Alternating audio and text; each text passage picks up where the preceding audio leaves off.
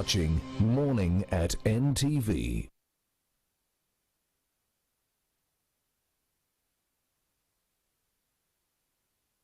Katomi village that is on the shores of Lake Victoria in Entebbe, that is home of Katomi Kingdom Resort. It's a magnificent lush resort, one for a leisurely retreat once in a while, but in these specific circumstances this morning, a place of a perfect retirement. We shall be speaking to the former Vice President of the Republic of Uganda, Professor Gilbert Bukenya. Professor Gilbert Bukenya is a man who needs no introduction, especially when it comes to the political landscape in the country. But he has, over the last few years, gone on a lull. There are some who say he's out of the game. There are some who say that when the wise go on a sabbatical, then there's a lot that is being worked on. We shall be finding out, and allow me welcome Professor Gilbert Bukenya to the program. A very good morning, Professor. Thank you very much, Chris. I'm glad you traveled all the way to come here to Katomi, my retirement village, and I'm very happy. Yeah. And you, to all listeners of this morning at NTV, I'm glad to be on it today. We are honored, Professor, and of course, former Vice President. I'll go straight into the discussion without any reservations. Many people out there are wondering, the wise has gone on a sabbatical. What is cooking? There's nothing cooking. Time goes, time comes, and the time when you say, I have done my work. That's right. When you have done your work, you move away, and the younger people take over and do their own work. Now I'm in retirement. I'm writing my own things that I need to write about. I am doing a lot of curriculum review because I'm back into my medical field. Okay. And I do a lot of curriculum review, particularly with my friends in America. And it keeps me very busy, and I'm very happy. Okay. I'm very happy I left the show. You're very happy you left the show? Absolutely. Are you happy with what you left and how it is playing out? Yes and no. Because this country needs a rapid development. This country needs incredible transparency. This country needs us Ugandans to see this is a mold, and we spend more time talking about the mountain and not talking about an anthill. But I see many people diverging away into talking about an anthill 1 week, 1 month, and leaving the big problems of Uganda for developing our people. Our people are still poor. Yet Uganda is very resourceful. People are not yet fully educated. And our schools have turned into a business like rather than teaching people a better way of living. So there are many things that I think we need to emphasize at this moment rather than spending time discussing little issues that are of no use to this country. When you talk about the tendency to dwell on the little things instead of discussing or working on the truly transformational aspects of a country, I'm sure there are issues you can pinpoint, particularly this one or the other one. We should be looking at A, B, C, and not anything else. Could you just take us through what you think Uganda, and especially the 11th Parliament right now, needs to put a lot of emphasis on when it comes to creating, or rather mapping the way forward for the country? If I was in this Parliament now, and looking at the global picture, I would be putting a lot of emphasis on education. Education. Education. And making sure that we maintain the standards. I get worried when I hear that certain school is, trying to mold the student in passing an examination instead of molding them into an education that can help them in the future. I will put a lot of emphasis on health. Health. And making sure, particularly the rural areas, the rural people in the rural areas are in really big trouble. If they go to a unit near them, and it's very difficult to find an aspirin, it's very difficult to find the diagnostic systems in the 21st century. I think we are putting the country into trouble. So let's spend more money emphasizing education. Let's spend more money emphasizing health. It is not long ago that you were Vice President of the Republic of Uganda. You were also an active member of Parliament. And when one, for example, who has not been initiated in the politics of the country, hears you speak this morning, might think it is over 30 years that you were in government. But the time you were Vice President, what were those issues that you put in motion that you can perhaps look at and say, this is happening because I was at the forefront of pushing it? This concept of having a secondary school per sub-county, I was in the center of it. Because you would drive and find sub-counties without a senior education system. Putting a primary school per parish, I was in it. But now the problem is the concept came and it has been implemented, but the next stage is facilitating and developing the teaching staff. Because if you neglect the person who teaches your child, you are causing trouble. Give them more money. Let them live a life of a teacher. When I was a young kid, a primary school teacher was so marveled, was so liked, was really the center for the development of the villages. And I think now something is going wrong.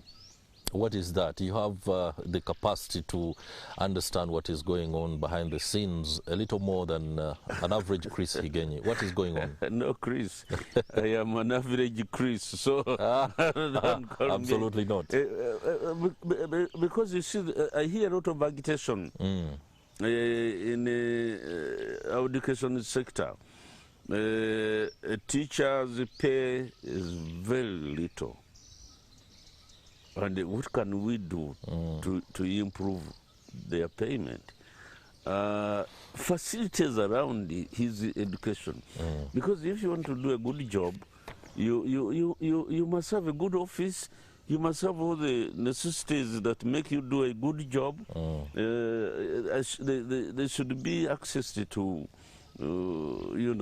computerized system linked to the international world, so that he can at a go and Google and find out what's happening in the world.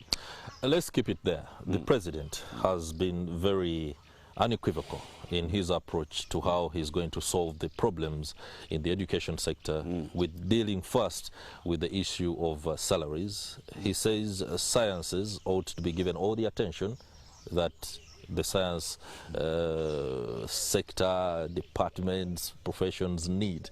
Do you agree with the approach of paying science teachers more than those that are instructing in the arts? My comment, of course, will have an outcry. But let me tell you, this country needs to have more science approach to living. Can you say that again? This country, at the moment, wants more science application to our living.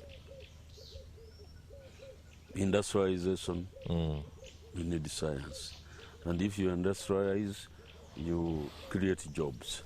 In your sector, news sector here, I can see two big things called what? Those are cameras. They are cameras. Yeah. Okay, there's cameras. It's science. That's right. But Uganda has been lacking in the science aspect. So I totally agree with the president. However, I have said that, but also the arts must not be left to the, left there hanging. It must be a sort of win-win situation. Let's emphasize science, but let's also go around with the arts. Because we need lawyers. That's right. We need as well as the arts. But I agree with the president that this country, to move away from here to the next stage, science is a big factor. Do you agree with the tools that he rolls out, especially on payment of science teachers more than arts teachers? Because at the end of the day, the strategy could be science-based or hinge more on science, but the tools, how to do it? It's a complex affair, especially for a country which economy is shaky. But in my view, the sciences, to attract more teachers to the science area, they can be given a bit of an increase to the arts teacher, because the arts teachers are more, they are many, they are easier to get than the science teachers. However, we should not leave the arts teachers just out there. All right, you are a veteran educationist and you are a medical professional. The medical profession in the country right now finds itself in a spot of bother, especially given the fact that some of the leaders are apparently, and I must be very categorical, apparently failing to find a distinction between the profession and the politics of the day. What is your comment on that? I'm a medical man by profession, and I'm a specialist in public health, particularly in epidemiology. I think politics should never tamper with professionalism. And that's why I always say, and I said it before, even the professional army should never be tampered with in politics. If you bring politics in the medical field, you're going to kill people. You're going to kill people. Two things should never be in medical field: politics and corruption. Politics and corruption.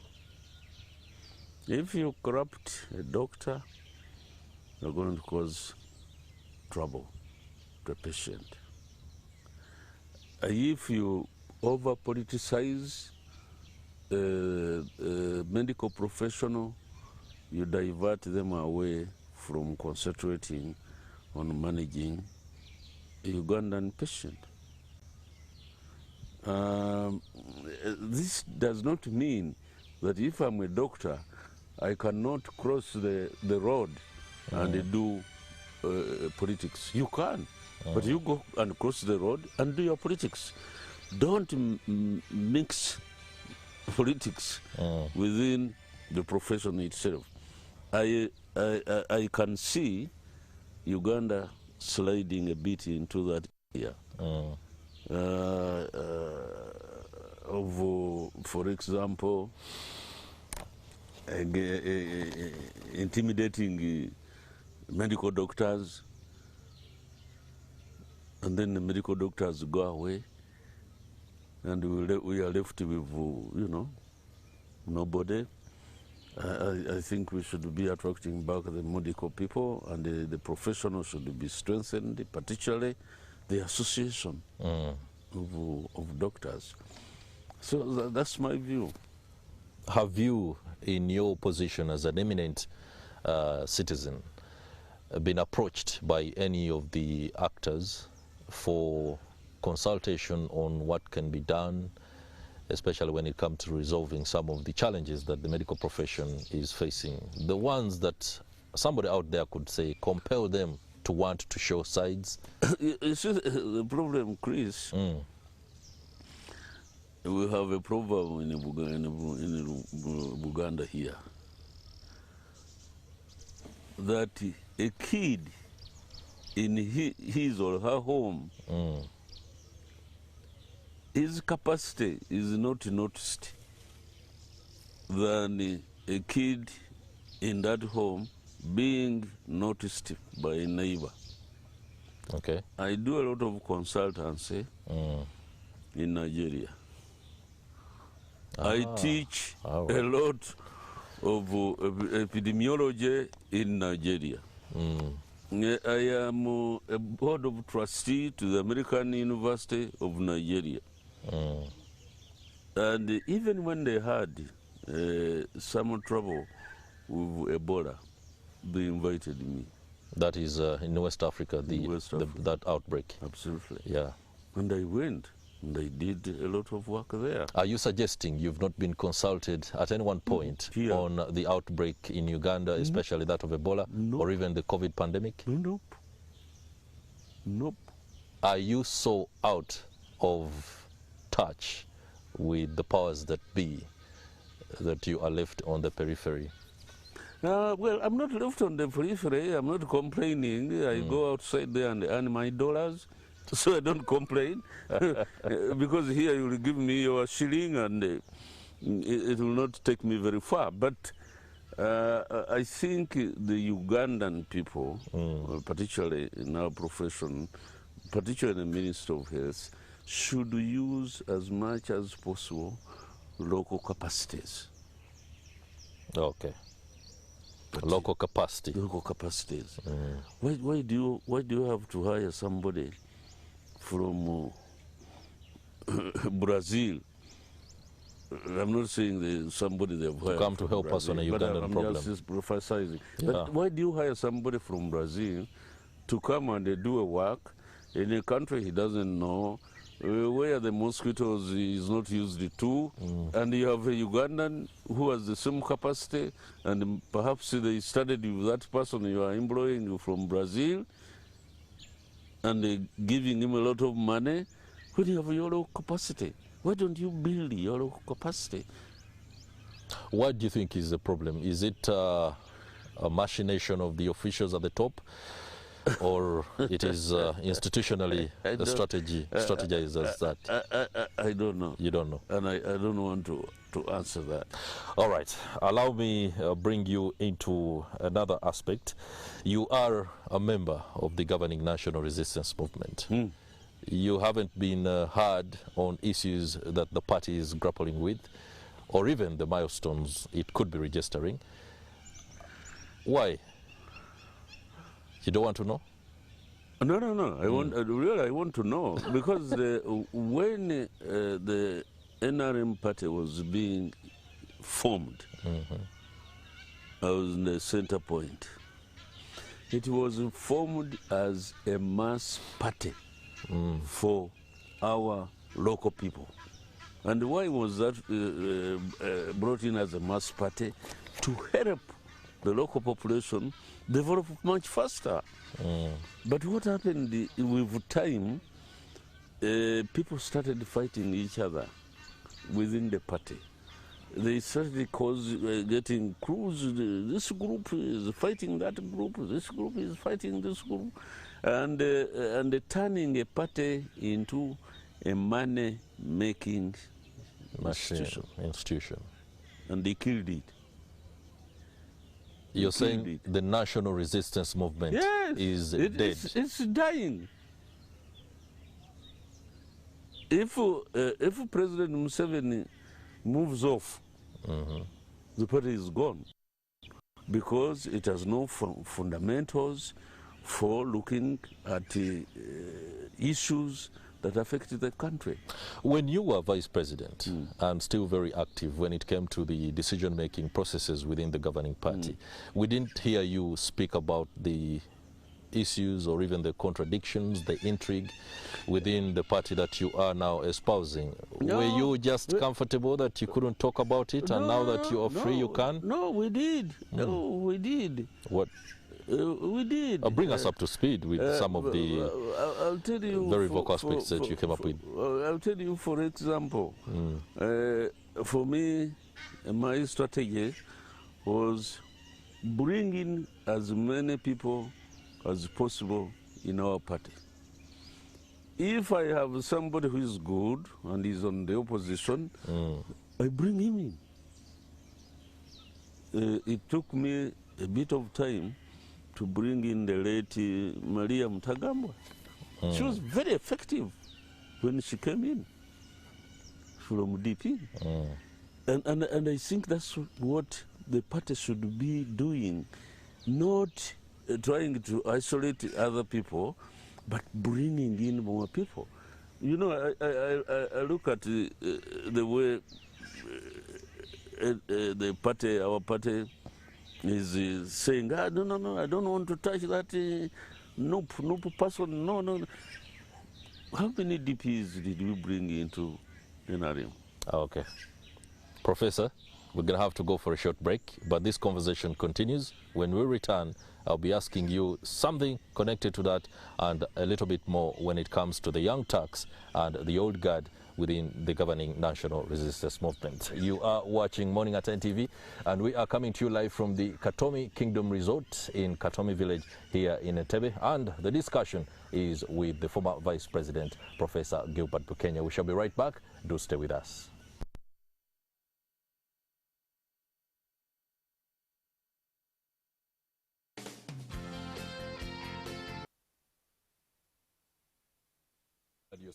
Here on Morning at NTV. If you are just joining us, we are coming to you live from the Katomi Kingdom Resort in Katomi Village in Entebbe, where we are speaking to Professor Gilbert Bukenya, the former Vice President of the Republic of Uganda. He's been sharing a lot, including what he's up to, especially here that he resides now in his retirement. For us that came here, we saw a lush green place that you can come perhaps and be able to spend a little bit of time reflecting on the issues, especially 2022 that is coming to a turn as you go into the new year. We shall be coming to that and what he's planning for the nation. But allow me return to Professor Gilbert Bukenya and ask the question that took us into the break. The young Turks within the national resistance movement are increasingly getting agitated that the old guard do not want to give way, and they are suffocating their efforts to hold positions where they can make decisions that are transformational. What's your comment on that? Chris, can I expand it? Please do. The Ugandan youth are agitated about the old not giving them a leeway to make decisions. And that's very, very, very true. You know, it's not only happening in politics, it also happens in other sectors. The private sector. Even in private sector. I always tell my colleagues who are old like me that I hardly associate with old people. I always want to call the young people around me, and they give me a lot of knowledge. Incredible knowledge. And I think the older you get, you tend to want to associate with the older ones, and you start discussing, how is your chicken? How is the rain? That's nonsense. You don't come to me and start asking me, how is your chicken? No. Bring young people to the center stage Because when you bring them to the center stage, and you play the role of an advisory because of your experience, the country will move.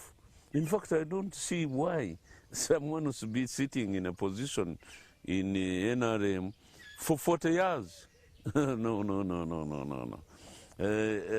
And I think the party should now quickly start thinking about transitioning. Transitioning into youth.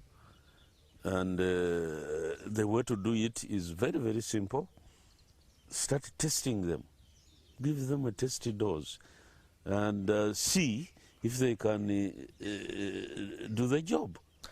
Let me ask you, as we move into another aspect, you are a confidant of President Yoweri Kaguta Museveni. Have you had this conversation with him? We did in 2005. 2005 is a whole many years ago. That's when I was in action. That's when I was closer to the president. That's when I could whisper to him. You know, he's a very fast-moving man. When you go away and he's moving with other people. But I did. And I was trying to ask him to start recruiting young people and putting them in active positions. I'm very glad I did it. You know, I recruited the Macho. Macho is an MP now. Then I recruited very many MPs now. Are you suggesting that of recent, hasn't there been any effort from you to speak to the president or have a conversation on the issues of the day? Well, these days is very distant. It's very distant. And I don't complain that he's distant, but I think he loses out on information. The more isolated you become, the less information you get that is of value. The more you isolate yourself and you remain with the same faces, the more lies you will get. Because the same faces will be exhausted with the knowledge they give you, and as they start shooting you, everything is fantastic, everything is very good. Professor, we want to exhaust the conversations on so many aspects, but of course we don't have the leverage and the time to do all that. Allow me to take you back to one of the projects that you were very prominent in pushing, the Upland Rice Project. The country right now is grappling with effects of climate change. There are changing patterns in production of food, and it has worsened the food insecurity in some regions in a country that is abundantly blessed with natural resources where we can be able to do a lot of agriculture. Where are we on the Upland Rice Project? I'm so disappointed that this Upland Rice Project was mishandled in Uganda. And the people did not understand the nitty-gritties of it. Upland rice means growing rice in the hills. In the hills. Not growing rice in water. Okay. And you know, some people I hear even on the radio condemning me. This man, he was promoting to spoil our swamps. Upland rice means you grow rice on the hills, in the soils up there. And it is fantastic because it helps the grower to have less mosquitoes. It helps the grower to have less bilharzia. Bilharzia is the schistosomiasis. If you grow paddy rice, you are encouraging the snails to come there, and they will cause you a problem of bilharzia. The mosquitoes will breed and cause you. Did you abandon it because it was? I didn't abandon it. It became political. Okay. Some people thought that I was campaigning for political positions, rather than campaigning for the rice growing. I was invited again in Nigeria by Atiku Abubakar, The former vice president. former vice president. And we started talking about this rice, the Nerika rice. And in Adamawa State, I went there and we started it, and it is moving very fast. Okay. It's moving to Kaduna. It's moving to Kano. All right. But in Uganda, we are static. It is here in Rwanda. Yeah. They're growing a lot of it. In Tanzania, they're growing a lot of it. Okay. And here it became political, and by the way, it died out. It died out. And I'm very disappointed. Well, on a lighter note, and something that we should look out for. Yes. I was trying to understand what is going on behind the scenes from here. Preparations, do you have an end of year party? Thank you very, very, very much, Chris. I thought that would have been the first issue we talk about. This year, this year has been very difficult Very quick. for me. Oh, sorry about that. COVID kept me out of saturation, and I could not even travel abroad to earn money, because I earn my money from abroad. Here, I don't earn money here. So I became poorer. You know, I used to dish out $1 million. It was nothing, 1 million shilling. These days, even to give away 50,000, it is a hassle. So this year has been bad. So Economically. what is going to be happening here? Are you going to be praying about it? And this year I have been having a bit of sickness. I had my blood pressure zoom up and then zoom down. Oh, So I said, hey, but God has kept me. Maybe I've been thanking him in my bedroom alone. This time I decided, let's have an open thanking God in my compound here with many other people. So I am planning on the 29th of this month, a Thanksgiving Day of gospel music, of preachers, of getting together. And I have invited many people, friends of mine, but I also invited charismatic people eminent persons in the country. Pastor Bujingo, Okay. like Brother Ronnie. I don't know whether you know Brother Ronnie Ronnie. Makbai. Makbai. Yeah. To come and join me here. And we shall have a day long free entry Free entry. here. All right. And you, Chris, must come. I will be around. As we sign off, I want to ask on the security situation within Katomi village, especially ahead of that day. How sure are we there won't be any abductions, especially for those that might want to be part of the feat? Why abduction? Also, tell us what you think about the abductions that are going on as you close it. Don't be worried about security. I don't think anybody will come here and abduct anybody. But it's going on across the country. Abductions are going on. I hear about it. I have no affirmation about it. But I hear about it. I was very sorry about Naduli's son who died. I heard about it. I was actually outside the country. I don't know what's happening. I think the government should start explaining. Because for me, I was always emphasizing one important point to President Museveni. No extrajudicial killing.